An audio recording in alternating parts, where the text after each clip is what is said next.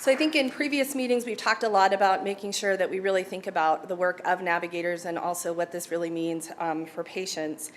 And I have the honor to actually introduce Dr. Rich Wender, who's going to come and share comments as the Chief Cancer Control Officer for the American Cancer Society. Rich has been a longtime volunteer of ACS, as well as a dedicated champion for the work. And I will have to say, about 3 or 4 years ago, I had chatted with Mary Dorshank and Rich and asked a little bit about where was the organization going related to navigation and health equity. And I remember I got a personal call from Rich that day and said, well, your questions that have actually fell to Mary have come to me, and I just want to say we've been very, very reflective. I'd really like to hear what your thoughts are in this matter.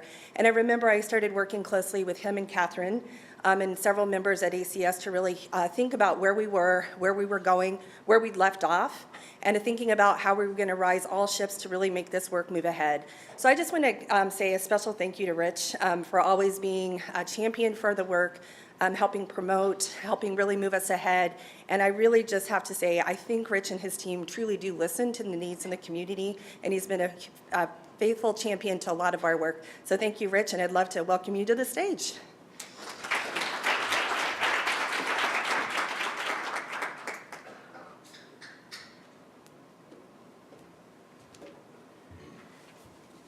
Well, thanks so much, Andy. Andy and I tour the country together going to roundtable meetings. We were just together a few weeks ago, and I have an opening as my designated introducer, and Andy's not applying for that. But anyway, I could not be more pleased to be speaking at the second annual National Navigation Roundtable than I am. As was mentioned, I am the Chief Cancer Control Officer of the American Cancer Society, and in fact, I am that organization's first ever Chief Cancer Control Officer. And as my fellow staff members from ACS know, I'm very fond of saying that so far, I am the best Chief Cancer Control Officer that the organization has ever had. Many of you are reasoning out, you are also the worst Chief Cancer Control Officer that the organization ever had, but I'm a glass half full kind of person. And I believe that optimism is truly powerful. And I know you feel that way because it takes optimism to believe that we can ensure that every patient gets the screening that they need, completes diagnostic workups, enters treatment on time, completes all of their treatment, gets support at the end of life. And it's that aspiration and that dream that has committed all of us to this work. So we know how tough it is. We know we're not there yet. And we have to be realists, but down deep, we have to believe that this critical work is possible. That's why you're here. That's why I'm here. And I'm thrilled to thank you for the work you've already done to tackle this most important problem and the work that we will do together. Now, I believe it's particularly appropriate to have somebody from the American Cancer Society kick off this meeting, because the history of navigation and the American Cancer Society are inexorably linked. Please allow me to quote Dr. Harold Freeman. Hello, Harold. Welcome. Please. The father of navigation and our inspirational leader, and, as he will recall, one of the very first people I called when I got this job. I made a call to Harold to get some guidance and advice. Here's what he wrote in 2013. Quote, "The concept of patient navigation came to me when I was the national president of the American Cancer Society from 1988 to 1989. I had the opportunity to hold national hearings on cancer in the poor, from which the published document report to the nation on cancer in the poor was developed. The testimony was primarily from poor people of all ethnic groups who had been diagnosed with cancer. Prior to the national hearings, I was centered on the Harlem experience. The hearings elevated my thinking to a universal level. It was during that exciting time that I coined the term patient navigation." Thank you for doing that. And here we are today. So over the next decades, the American Cancer Society embraced and committed ourselves to this concept of navigation. In January of 1997, we opened the National Cancer Information Center, which is now open 24 hours a day, 365 days a year. And in a single year, we handle well over 1 million calls and chats on so many issues. But as all of you who are involved in navigation know, that if you just provide navigation, but you do not have a service to navigate to, the impact of navigation is limited. And accordingly, we've made our own commitment to have in-hospital navigators around the country with the help of hospital support. But we've also made a commitment to build on our legacy of helping patients overcome barriers to care. Since 2005, the American Cancer Society has provided over 9 million free rides to cancer treatment. We've provided over 4 million free nights of lodging at our Hope Lodges and well over 1 million more at our hotel partners. We've provided grants to our federally qualified health centers to provide navigation for cancer screening, diagnostic services, and links to treatment.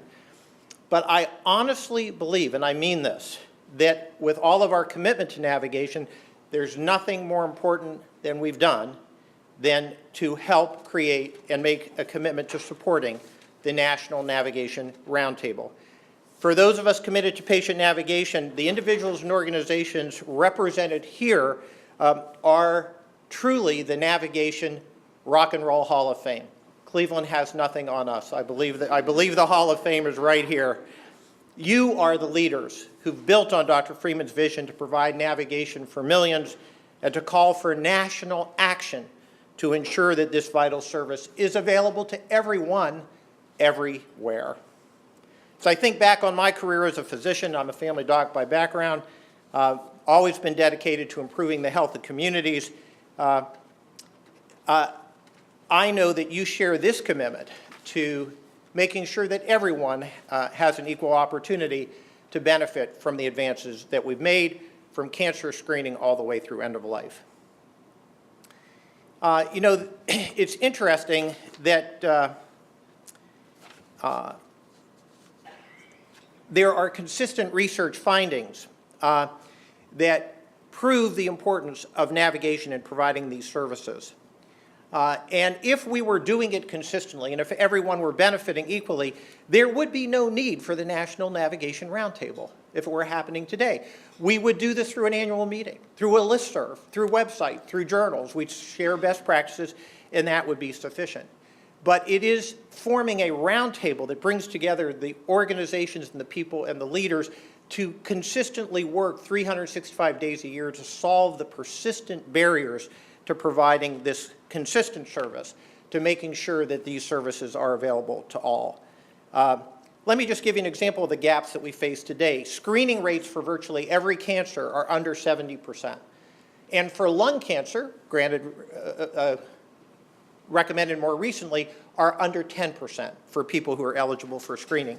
In some settings, under 50% of individuals with a positive fecal occult blood test, who we now know are at very high risk of having an abnormality in the colon, actually get the colonoscopy they need, often due to the lack of navigation. In one study, 14% of women with an abnormal breast finding did not receive the biopsy that was indicated, with risks being higher for women living in rural settings. While we all realize that black women have a far worse outcome than white women when diagnosed with breast cancer, the predominance of research tells us that this is not a biologic phenomenon, that this is principally the result of poorer health insurance status and lower income. It's not a biologic disparity, it's an environmental disparity, and navigation is one component that we will need to overcome it. And as we look at the emergence of newer therapies, many of which demand expensive diagnostic workup, including molecular evaluation, we have to understand that these new therapies, as exciting as they are likely to contribute to widening disparities based not just on financial factors, although that's one part of it, but also based on where a person lives and their proximity to a major cancer center. Tracy talked about living in Boston and how close she was to great centers. That's not where the majority of Americans live. So in my mind, this challenge, this geographic challenge, defines an entirely new need for navigation.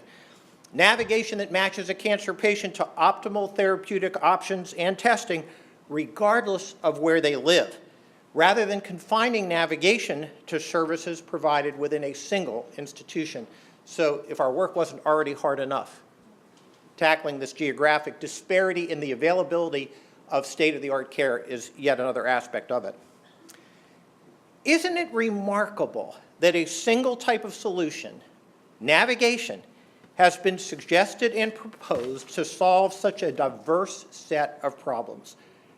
From improving screening rates, to completing diagnostic evaluations, initiating treatment on time, making every appointment, improving the quality of care, and improving satisfaction and outcomes at the end of life. Single intervention. So what I'd like to do with you for my remaining time is to consider what we know today about navigation. I'm going to provide 5 things that are known today. And then I would like to end with outlining what I consider to be our single greatest challenge in ensuring that navigation is available to everyone, and the central problem, not the only problem, but a central problem that this organization needs to tackle. So let me start with the 5 things that we know today. Here they are. Number 1, first, navigation works. It's been proven to improve attainment of almost all the goals I listed above: higher screening rates, diagnostic evaluation, improved adherence to treatments. Patients who receive navigation are more satisfied with their care, and they're more likely to receive the full benefits of care. So it works. Second, not only does navigation work, and this is really stunning, and you might want to challenge this number 2 point. If so, let's do it together. But when I look at the literature, there is no alternative intervention that can secure outcomes as effectively as navigation. It's not one among many options. Rather, it is the only option. The choice is dichotomous. Either patients receive the navigation they need or they don't. Either optimal outcomes are achieved or they are not. Third, I believe that everyone needs navigation. And I'm going to talk specifically about the cancer experience. Now, we know that for patients with higher literacy, higher resources, great written and verbal skills, it's very possible to do tremendous navigation through websites, through phone calls, through call centers, through reading, through calling friends, etc. And you know that when a cancer patient has an actively involved family member who has these skills, this individual can often do remarkably well. It may not be simple, right? As Tracy reported, not easy, but it's nevertheless can be done. But even then, as the complexity of the problem intensifies, even that active family member cannot do this alone. Now, they may build an informal network of navigation. Each of you in this room has been a part of one of those informal networks. I'm positive of it. You get a call from a friend, I need help, guide me, steer me. We do it all the time. So even though it's difficult and they've built an informal network of navigation, they still can get it done. But now, consider a different scenario. Consider the capacity of individuals with low health literacy, low income, inadequate health insurance, someone facing transportation and lodging needs, perhaps dealing with high stress and social isolation. There is no set of written guidance, no call center alone that will be sufficient to help this individual fulfill the goals of care. This is the person who needs not just navigation, but needs a navigator, someone who has the experience and expertise to build rapport, gather insurance and financial information, understand the treatment plan, help overcome the multiple barriers to care. And we know that this, as we just heard from Adam, it's not a one-time event. This navigator needs to stay the course, be there throughout the course of treatment. Otherwise, there will be some breakdown in that continuity of care. So to summarize, while the need for navigation is universal, the valuable resource of a navigator, I believe, needs to be reserved for those facing the greatest barriers to care. In fact, the evidence strongly indicates that people with high resources and social support do not gain additional benefit from a navigator, even if the service is valued and it increases satisfaction. I believe that for now, we need to confine the resource of navigators to those who need it most. Fourth, though navigation has been proven to be effective, I believe the size of that effect varies and depends in part on how available the critical services are. Screening navigation alone will not be sufficient if you do not have low-cost or free screening available. So they have to be married together. And Harold, you talked about that in your work in Harlem. It wasn't just navigation, it was also making free screening available. So the other thing to realize is that the effect size of providing navigation alone is often modest. A large study showed that patients receiving navigation were about 3% more likely to complete diagnostic evaluation for an abnormal breast finding compared to usual care. High-risk patients were about 3 to 5% more likely to receive screening tests compared to controls. We've seen encouraging results for end-of-life navigation. I'll talk more about that in a moment. So it works, but the effect size are modest. They're not going to overcome all of the problems we face, and we have to just accept that, debate it, see if we can make it more effective, but it's part of our reality. So just to summarize where we are, to get to the 5-1, it works. Evidence base is clear about that. It's probably the only proven intervention that can improve all of these outcomes. Third, everyone needs it. Fourth, the effect size are modest. And now fifth, overcoming some of the most serious barriers to care, such as lack of affordability and gaps in healthcare insurance, demands complex navigation provided by skilled and knowledgeable individuals. And I met somebody during our introduction from the Patient Advocate Foundation, and I warned them I was going to call them out. But it's organizations like PAF and others, and many of you, and navigators who we just heard about, who tackle these most complex of problems, taking multiple phone calls and multiple interventions, and even then may not solve all the problems. So there are certain needs that demand highly skilled, highly professional, highly knowledgeable navigators to solve these most complex of problems, and even then it may not be sufficient. So those are what I believe we know about navigation, and let me finish by talking what I believe to be the most difficult and central challenge we need to tackle together, and that is how can we sustainably afford to provide navigation services? And I'd like to provide 3 points for your consideration today. First, the various types of navigation with varied goals: screening, diagnosis, treatment access, overcoming insurance barriers. Varied types of navigation with varied goals require an equally varied navigation solution, including navigators with a range of training, preparation, and licensure, each working at the top of their skill sets, from lay navigators all the way to highly professional, skilled, and licensed navigators. Second, the need for navigation and navigators is about to increase dramatically. Anybody know how old the baby boomers are right now? The oldest baby boomer is 72, the oldest baby boomer. So as the baby boomers head into their 80s and 90s, and you've heard the term a tsunami of cancer is coming, well, it is. And so we have to understand that as difficult as it is to afford navigation today, it's going to become increasingly so over the next decade. And so, as Tracy mentioned, our current fee-for-service system is changing, but it's also failing. It's failing. I believe that all of us must embrace new models of payment, entirely new models. I'd like to put the dilemma in even more stark terms. We will not be successful just by covering more things. We cannot succeed just by moving the dollars around, moving the chess pieces. Profits and surpluses from healthcare will need to decline across every sector in the healthcare section. They must be prepared to accept somewhat less surplus dollars in terms of inflation-adjusted income compared to what they do today. I think of the experience at the University of Alabama, Birmingham as being particularly illustrative. Cancer patients receiving navigation at the end of life generated less total medical costs, $781 less per quarter, compared to those not receiving navigation. I believe end-of-life navigation has the potential to be particularly powerful in helping families avoid ineffective treatments at the end of life while improving the quality of life during one's final days. And finally, to this point of kind of extending on this idea of end-of-life care, I think we have to be very creative in thinking about all of our healthcare aspects of our healthcare system, the patient experience, and how navigation might help.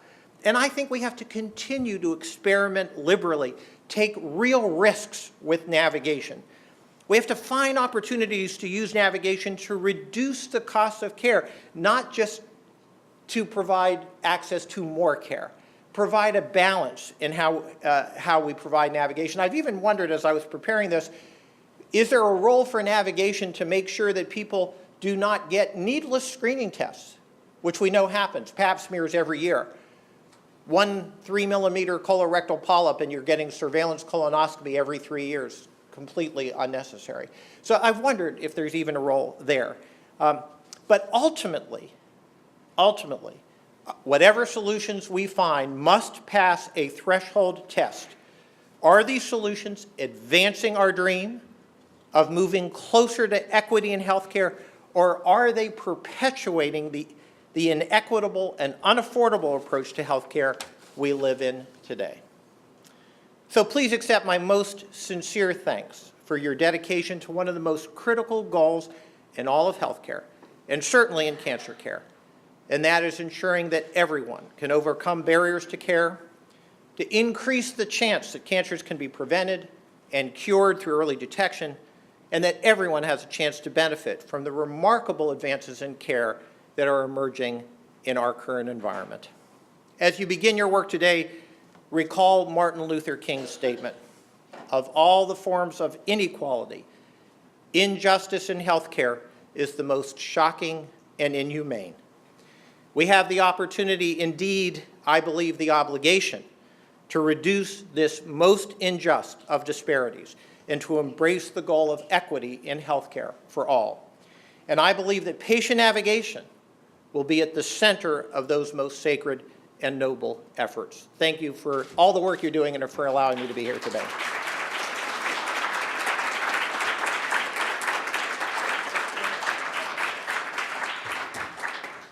Okay, great.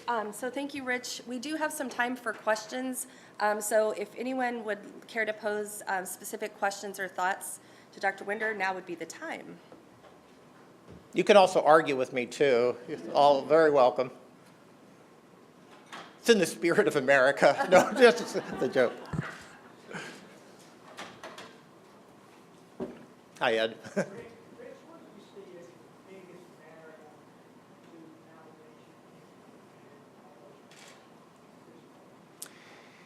That's a great question, what the biggest barrier is. I'll tell you what I see, and I'll be curious if others see it as well. And that is a massive inequality in the type of overall cancer care that's available to Americans based on where they live. So if you're in a very large and successful cancer center, most of which are in urban areas, if there's a will, which there isn't always a will among the leadership, but if there is the will and the recognition of the importance of this kind of service, the dollars are there to do it. You actually don't need to change the payment model. You just need to make that commitment and understand that the dollars are there to provide the service. And Nina was nodding, and the Commission on Cancer has expected that of accredited hospitals. But then I look at the number of rural hospitals who are closing and failing, and you say to them, we want you to add navigation on top because here's the data, here's the evidence, here's the data. And I think there it's not just an issue of will, it truly is an issue of figuring out the affordability of it. So I have a feeling that you could get probably 10 different answers to what the biggest barriers are because there are a lot of them. But that's the one that I find very striking, that we need to find some way to shore up the infrastructure across the whole country. Yes.